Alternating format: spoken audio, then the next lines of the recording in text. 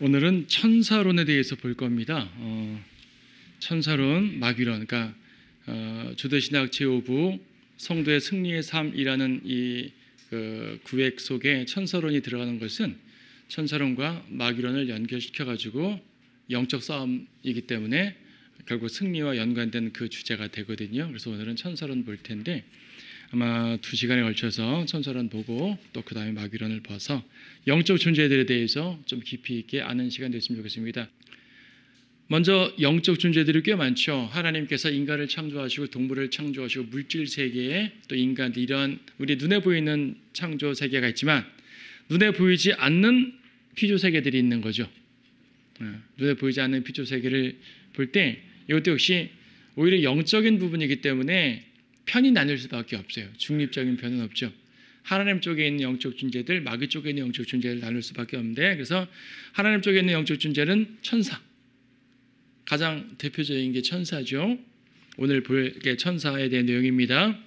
그리고 에스겔 1장과 10장 그리고 계시록 4장에 있는 생물이라는 이름으로 표현되기도 하지만 그룹, 영어로 캐룹, 복수형 캐루빔 그래요. 그래서 이제 그룹이라는 존재가 있고요. 이사야 6장에서는 스랍, 세라핌. 요즘에 세라핌 하니까 뭔가 좀 이렇게 화장품 이름 같기도 하고 뭐 연예인 이름 같기도 하고 사람들이 세라핌이라고 하게 되면 카톨릭에서 9 천사 등급 중에 뭐 있어요. 그게 다 카톨릭의 신화예요. 성경 아니에요. 그러다 보니까 사람들은 세라핌 하게 되면 어떤 그런 신화적인 내용을 이해를 하고 그렇게 생각을 하고 혹은 무슨 게임 캐릭터의 세라핌 이런 것이 있고 막 그래요. 다 잘못된 겁니다. 성경에 딱 한 번 나와요. 세라핌은 스랍이라고 번역되어 있는데 이사야 6장에서 이사야가 환상 중에 하나님의 영광을 뵐 때 거룩하시도다 이제 하면서 이제 하나님 주변에서 날면서 찬양하는 존재 딱 한 번 나오거든요. 그룹과 스랍이 좀 비슷하긴 하지만은 똑같지는 않다고 여겨져요. 하지만 그룹이나 스랍이나 하나님 보좌 주변에서 찬양하는 존재다라는 것 말고는 별로 알려진 게 없어요. 그래서 이제 그룹과 스랍이 있다. 그리고 천사와 그룹은 다른 존재다. 큰 틀에서 하나님의 영적 존재에 천사류에 포함될 수는 있겠지만 천사 자체는 아니에요. 엔젤로 부르지는 않아요. 그룹은 별도로 불려지는 것이고요. 천사는 별도로 활동합니다. 그런가 하면 반대편에 있는 존재 대장이 마귀죠. 마귀가 있고 정사와 권세. 정사, 권세란 말은 정사란 말은 정권자들을 말하는 표현이고요. 권세는 권세자들을 말하는 표현이에요. 그래서 이것은 인간 세상에서의 정권자, 권세자를 의미할 때도 있어요. 하지만 에베소서 3장과 6장을 보게 되면 하늘에 있는 정사와 권세라 표현을 하고 있습니다. 영적 존재들인데요. 굳이 말하면 마귀 쪽에 속한 존재 중에서 마귀와 밑에 마귀들, 졸개 마귀들 사이의 중간 간부, 그렇게 간부로 표현할지 모르겠지만 중간 대장쯤 되는 존재들을 이제 그 정사와 권세라고 표현을 합니다. 그 밑에 이제 수많은 마귀들이 있는 거죠. 마귀들, 뭐 악령이라고 표현할 수도 있겠죠. 마귀들이 있습니다. 자, 이렇게 이제 기본 구분을 할 수가 있는데 우리는 오늘 그 중에서 천사에 대해서 볼 겁니다. 자, 천사가 뭐하는 존재인 것인가? 천사는 일단 영적인 피조물이에요. 히브리서 1장 14절에 보게 되면은 구절을 다 찾지는 않을 텐데 몇 가지만 찾아봅니다. 히브리서 1장 14절에서 천사들은 모두 구원의 상속자가 될 자들을 위하여 섬기도록 보내심을 받은 섬기는 영들이 아니야. 영들이요. 시편 104편에서도 영들이라고 표현합니다. 시편 104편 4절 주께서는 주의 천사들을 영들로 주의 사역자들을 불꽃으로 삼으시며 영이에요. 근데 특이한 건 영은 안 보이잖아요. 영은 만지지도 못하잖아요. 예수님께서 제자들이 유령인가 생각했을 때 영은 살과 피가 없지만 나는 있다 하면서 만지라 그랬단 말입니다. 근데 천사는 물론 살과 피가 있다는 말이 아니라 천사는요 눈에 보이기 현현하기도 하고요. 그렇죠. 물체에 접촉하기도 하고요. 다니엘을 어루만지기도 하고요. 그러니까 영은 영이로되 특별한 영인 거죠. 히브리서 12장에서는 무수히 많은 천사들, 무수한 천사들이라는 표현이 나옵니다. 무수한 천사들. 천사들은 한둘이 아니에요. 엄청 많죠. 이제 성경에서 천사를 별이라고 묘사할 때가 있습니다. 뭐 물리적인 별이고 천사란 말은 아니지만 천사를 별들로 묘사를 하거든요. 그렇다면 별들이 무수하잖아요. 뭐 천문학자들이 발견한 별들, 뭐 그들이 발견한 게 그 정도지 더 많을 거 아니겠어요? 그러면 천사도 무수히 많을 겁니다. 영적 존재들 엄청 많습니다. 계시록 5장 11절에도 무수히 많은 천사들이 하나님을 찬양합니다. 그런가 하면 천사는요, 현현이라고 표현할 수가 있어요. 누군가를 대표하는 존재입니다. 주의 천사 좀 이따 다시 한번 자세히 볼 거고요. 어린아이의 천사, 7교회의 천사, 계시록 1장 20절에 보게 되면은 7교회의 천사에게 편지한다 그러잖아요.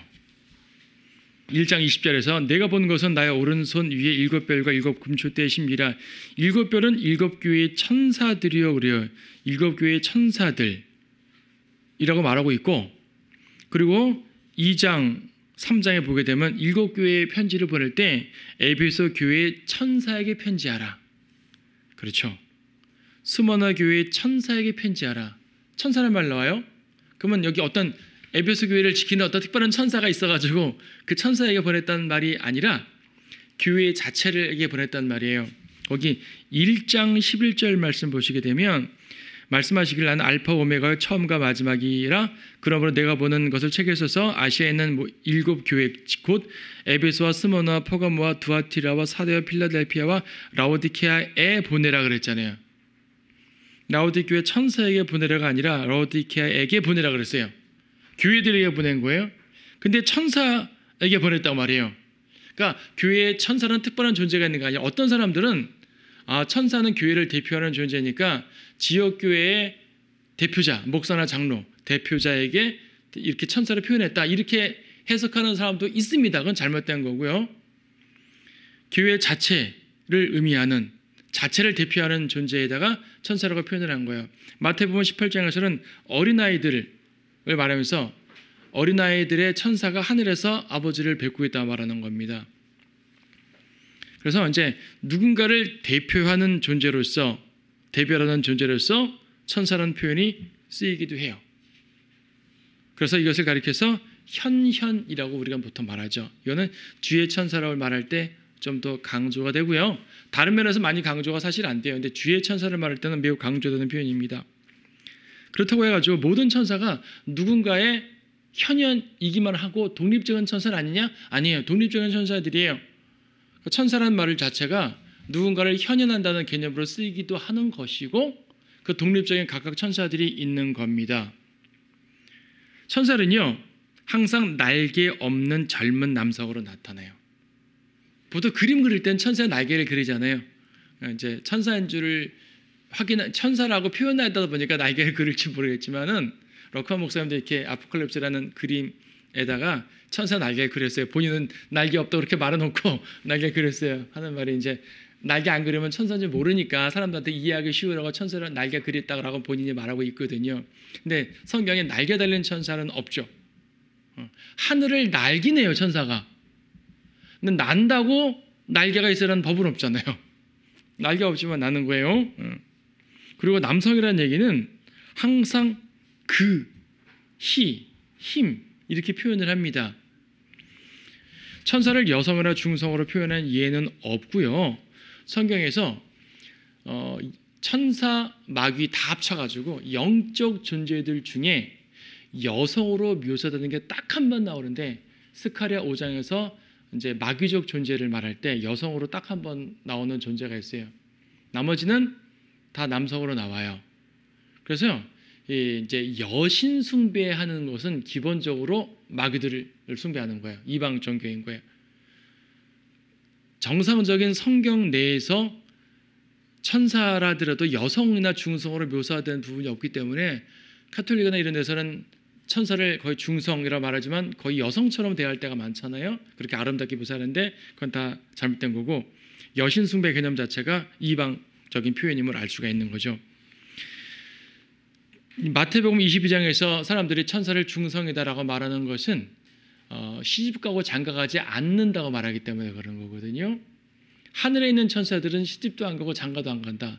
즉 결혼을 안 한다. 결혼을 안 한다는 것과 중성이라는 말은 다르죠.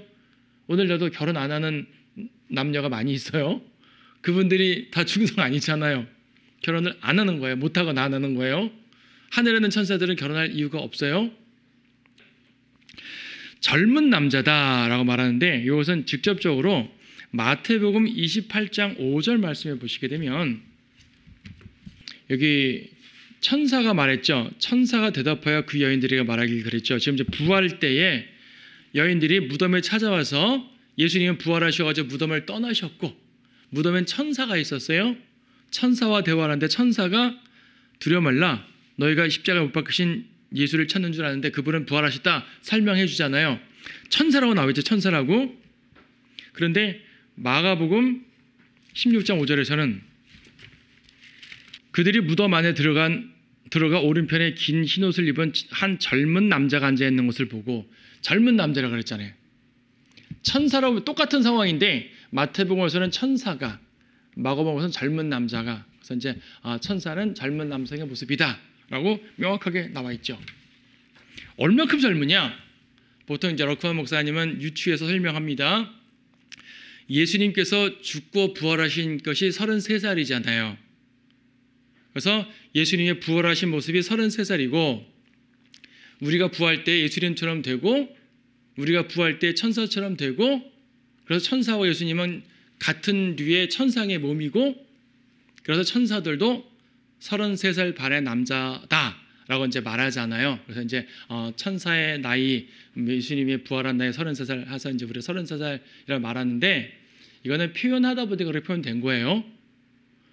예수님이 죽고 부활하신 게 33살이라는 얘기지 변화된 모습이 33살의 모습이다라는 것은 약간 논리에서 비약된 부분이 없지 않아 있어요. 그렇죠? 육신의 나이로 죽으시고 부활하신 육신의 나이가 33살인 것이지 변화된 게 33살의 몸으로 변화되었다는 말은 아니잖아요. 근데 우리는 보통 일치해서 설명을 하죠. 그래서 이제 대충 유추해서 그런 개념으로 이해를 해도 크게 무리는 없고 일단 젊은 남자라고 말했으니까 이해는 되지만은 이거를 100% 교리라고 딱 집어 말하기는 저는 좀 어렵습니다. 저는 그렇게 직접적으로 100% 딱 말은 못하겠어요. 유추해서 그렇게 설명은 될 수 있다. 하지만 말씀드린 것처럼 예수님의 육신의 나이 때 33살 반에 죽고 부활하신 것이지 부활의 모습이 부활의 육체가 33살의 육체다라고 말하는 것은 다른 관점이라고 볼 수 있어요. 그래서 그냥 젊은 남성이다라는 정도로만 이해하는 것이 저는 가장 합당한 설명이라고 여겨집니다. 천사들은 거룩한 천사입니다. 물론 범죄한 천사, 타락한 천사들이 존재하지만 그거는 범죄한 천사, 마귀 쪽에 있는 천사들, 이제 마귀 쪽을 말하는 것이고 온전한 천사들은 전부 다 거룩한 천사들인 거예요. 주님이 재림하실 때 거룩한 천사들과 함께 온다라고 말합니다. 거룩한 천사라는 표현은 성경에 몇 번 쓰입니다. 천사는 거룩한 존재예요. 거룩하고 성결된 존재죠. 천사들의 기본 위치는 하늘입니다. 하늘. 마태복음 22장 30절도 하늘에 있는 천사라 그랬어요. 하늘에 있는 천사들과 같이 된다. 천사가 특별한 목적으로 땅에 내려올 수는 있어요. 심부름도 할 수 있는 것이고 하지만 기본 위치는 하늘이에요. 그런데 그 자기들의 기본 위치를 떠난 천사들이 있어요. 그들을 범죄한 천사들이라고 말하는 거예요. 그러니까 범죄한 천사들 이외에 정상적인 천사들의 위치는 하늘이죠.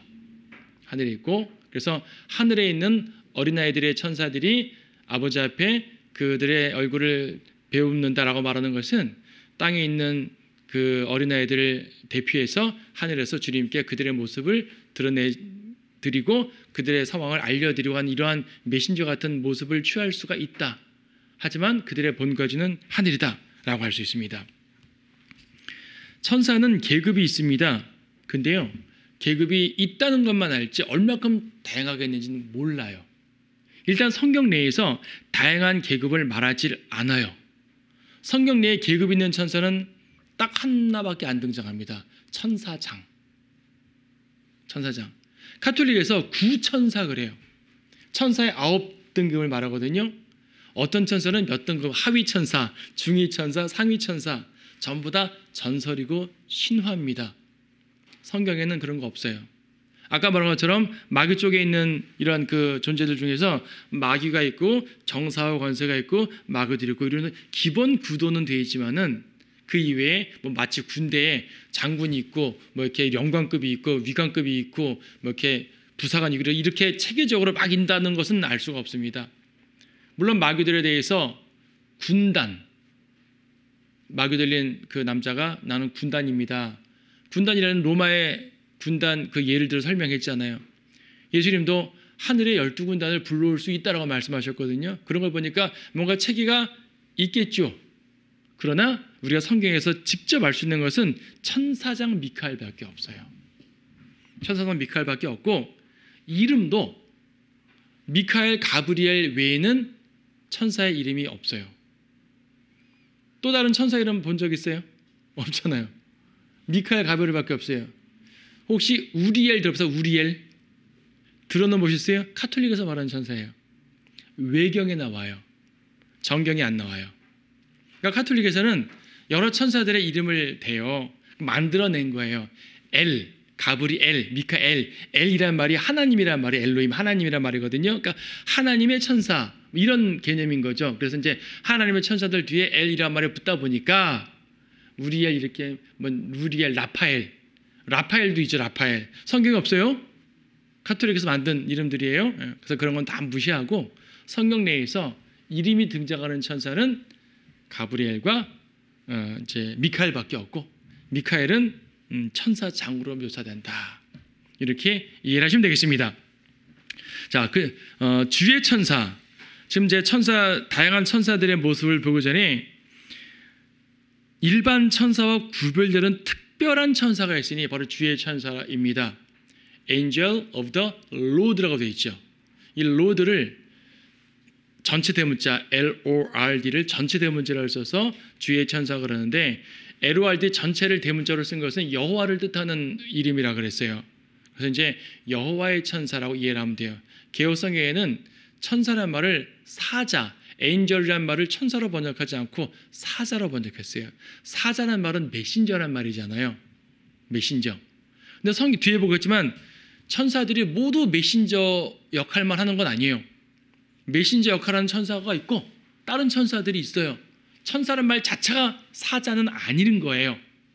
그런데 이제 여호와의 사자 이렇게 번역함으로써 너무 천사의 개념을 제한시켜놨죠. 자, 주의 천사라고 말할 때 이 천사는 말은 아까 말한 것처럼 누군가를 대표하는 존재다. 일반 천사와 구별되는 누군가를 대표하는 존재를 주의 천사라 그러는데 특히 누구를 대표합니까? 주님을 대표합니다. 그래서 이것을 주님의 현현 그래요. 주님의 현현. 성경에 구약 성경에 특히 주의 천사라는 말이 꽤 많이 나옵니다. 주의 천사는요 하나님께서 눈에 보이게 나타나는 존재를 주의 천사라고 말하는 거예요. 1차적으로 출애굽기 3장 말씀 보시게 되면 모세가 가시떨기에서 하나님의 부르심을 받는 장면입니다. 출애굽기 3장 보게 되면 3장 2절에서요 주의 천사가 가시덤불 가운데서 나온 불꽃 속에서 그에게 나타나시니라 그랬어요. 주의 천사가 나타나셨어요. 그렇죠? 주의 천사가 나타났는데 이어지는 묘사를 보게 되면은 4절, 그러니까 모세가 이제 비켜 섰잖아요. 4절에서 주께서 그가 보려고 옆으로 비켜 서는 것을 보신지라. 그렇죠? 앞에는 주의 천사라고 말하는데 주께서라고 표현하고 있어요. 여기서 주께서는 여호와께서란 말이죠. 그 진한 고대체로 쓴 주는 영어로 말하면 LORD를 전체 대문자로 쓴 표현이기 때문에 이제 여호와를 뜻하는 말입니다. 주의 천사가 등장했다고 하셨는데 주께서라고 표현했어요. 그래서 주님이 천사의 모습으로 눈에 보이게 현현된 걸 말합니다. 그리고 그분이 또 뭐라 말하면 6절에서 주께서 또 말씀하시기를 나는 네 조상의 하나님이니 곧 아브라함의 하나님, 이삭의 하나님, 야곱의 하나님이라. 주의 천사가 나는 아브라함 하나님, 이삭의 하나님, 야곱의 하나님이다 라고 말하는 거예요. 천사가. 어떻게 천사가 자기를 하나님이라 그래요? 그냥 일반 천사가 아닌 거예요. 주의 천사는 주님의 현현을 말하는 거예요. 그래서 이제 이렇게도 볼 수 있어요. 예수 그리스도는 신약 시대에 아기의 몸으로 성육신 하셨잖아요. 그러니까 하나님께서 인간의 모습으로 등장할 때 성육신이죠. 여인의 태를 빌려가지고 정상적으로 태어나셨단 말이에요. 아기의 모습으로 태어나시고 자라서 성인이 되셨어요. 이건 신약에서 그리스도께서 정식으로 오신 것이고, 구약에서 그리스도께서는 태어나지 않으셨습니다. 하지만 눈에 보이게 임시적으로 일시적으로 등장할 수가 있는 거예요. 왜 그렇게 말할 수 있냐면은 우리가 삼위일체 하나님 얘기할 때 말입니다. 아버지 하나님 눈에 보여요, 안 보여요? 안 보이죠. 성령 하나님 눈에 보여요, 안 보여요? 보이죠. 아들 하나님 눈에 보여요, 안 보여요? 보이죠. 눈으로 볼 수 있는 삼위일체 하나님이 한 인격은 예수님이잖아요. 그래서 일반 천사가 아니라 그분이 주님이라면 예수 그리스도의 현현이라고 우리가 약간 유추해서 설명할 수가 있어요. 그러니까 말하면 그리스도의 성육신 이전의 현현을 주의 천사라고 말할 수 있겠구나라고 어느 정도는 말할 수 있어요. 100% 확실하게 말을 못합니다.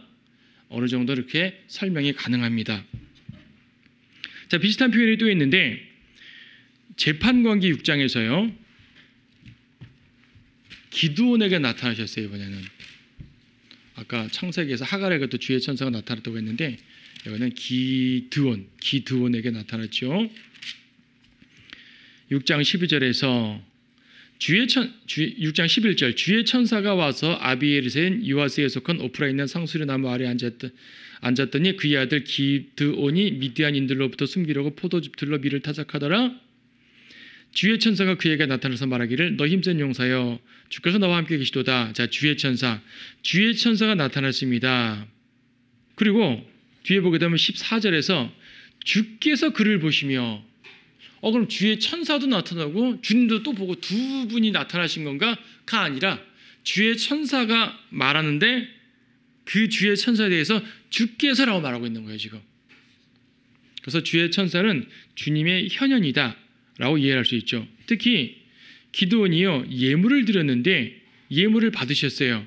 21절에 그때 주의 천사가 자그손에 있는 지팡이 끝을 내므로 그 고기와 누룩 없는 빵을 대니 바위에서 불이 일어나 고기와 누룩 없는 빵을 사르더라. 지금요, 지팡이 끝을 대서 지금 기드온이 주의 천사에게 예물을 갖고 왔어요.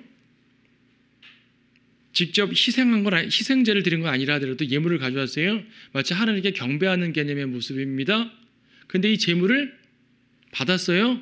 받는 모습이 뭐예요? 불로서 받았잖아요. 엘리야 때 불로서 받으셨죠, 제물을. 하나님께서. 성막이 세워질 때 불로서 받으셨죠. 그렇죠. 아벨의 제물 받을 때 거기 불이란 말은 안 나왔지만 연관해 볼 때 불로 받으신 거예요. 자, 불로서 받았잖아요. 주님처럼 행동을 하고 주님처럼 예물을 받아요. 그래서 일반 천사라면 경배하면 안 되잖아요. 천사 숭배 금지되어 있거든요. 근데 경배 예물을 받고 다 한단 말입니다. 그래서 이것은 주의 천사라고 묘사될 때는 주님의 현현을 말하는구나 라고 이해할 수 있습니다. 신약에서는요, 사도행전 27장 23절 말씀 보시게 되면 이제 사도 바울이 로마로 가는 상황에서 배에 타고 가는데 풍랑이 일어나는 상황입니다. 27장 23절에서 이 사도 바울이요, 풍랑에 시달리는 그 선원들, 그 배의 승객들한테 연설을 합니다. 연설하는데 이 배가 심각한 타격을 입겠지만 여러분 중 아무도 죽지는 않을 겁니다 라고 말하면서 23절에 내가 속해 있고 또 내가 섬기는 하나님의 천사가 간밤에 내 곁에 서서 말하기를 바울아 두려워 말라 내가 반드시 카이사 앞에 서야 하리라. 그러므로 보라 하나님께서는 너와 함께 항해하는 모든 사람들을 너에게 주셨느니라 라고 말합니다. 그러므로 여러분이여 기운을 내라. 나는 하나님을 믿나니 나에게 말씀하신 그대로 되리라. 자, 하나님이라고 표현했는데 하나님이 천사라고 말했어요. 근데 천사를 내가 섬기는 하나님의 천사래요. 왜 하나님의 천사를 섬겨요? 하나님을 섬겨야 천사 섬기면 안 되잖아요. 이거는 예수님을 말하는 겁니다. 그리스도를 하나님의 천사라고 표현을 한 거예요. 갈라디아서 4장 14절에서는요. 갈라디아서 4장 14절에서 또 너희는 나의 육체 안에 있는 나의 시련을 무시하거나 거절하지도 아니하였고 오히려 하나님의 천사같이 곧 그리스도 예수같이 나를 영접하였도다. 즉 갈라디아 사람들이 바울을 선대한 모습을 바울이 말하는 겁니다. 여러분들이 나를요 천사처럼 대우해 줬어요. 나를 그리스도처럼 대우해 줬습니다. 난 여러분을 고마워합니다. 이런 문맥은 그런데 묘사 자체가 어떻게 되어 있어요?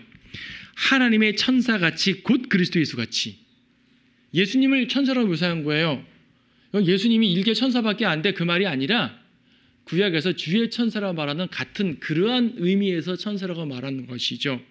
그래서 주의 천사는 하나님, 예수님과 동일하게 대할 수 있는 존재로서 특별한 천사가 있다기보다는 하나님께서 그러한 천사의 모습으로 등장하신 거다라고 말해요. 그래서 천사라는 말을 현현이라고 표현하는 거예요.